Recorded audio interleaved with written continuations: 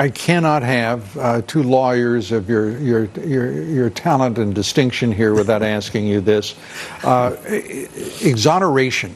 The idea that he would sit there today, not just simply within the report and his snitty letters to the Attorney General, and talk about turning the presumption of innocence aside and asserting, this idea that he did not exonerate the president. Who asked him to, and why in the world did this become such a loaded and explosive term, when it's irrelevant to all that is in our law?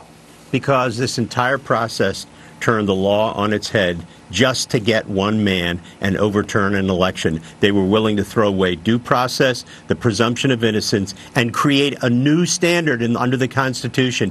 He couldn't exonerate him. This was the culmination of the full plot to ruin this presidency, and it showed how vindictive they all were and abusive. And they had to admit, Lou, that there was nothing to show collusion or conspiracy with the Russians, between the Trump campaign and the Russians. But it was not for lack of trying, because they put Paul Manafort into solitary confinement and brought him out nine times, and said, are you ready to tell us that the president knew about the Trump Tower meeting prior to the meeting, which wouldn't have been a crime in any event, but they were going to make it one. I mean, they tried to get people to give false information about the president so that they could bring the collusion charge. Well, let me conclude as we have the last two or three of our discussions. We are approaching August and still no Inspector General report. I'm beginning to believe in almost nothing that that emanates from the Inspector General's office. This is pathetic. The time that it's taken. It is not the most complex case I can imagine in the world. What in the world is the problem with the Inspector General and getting that report out? Forget the IG. Here's what's happening. Don't tell me to forget the IG. We've been talking about the IG for a year. He's not worth squat. Joe's going to tell you. But here's what's happening.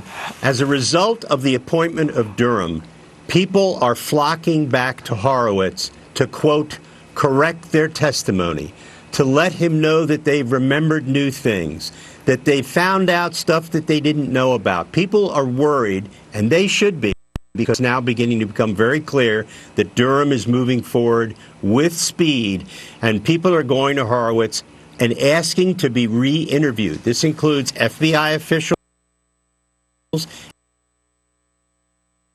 and others, and as a result of that, I'm delighted he's delaying. And you're going to see that Mifsud was a Western agent, not a Russian agent. And it's going to make Mueller look even worse when Dr. Mifsud gets to have his say.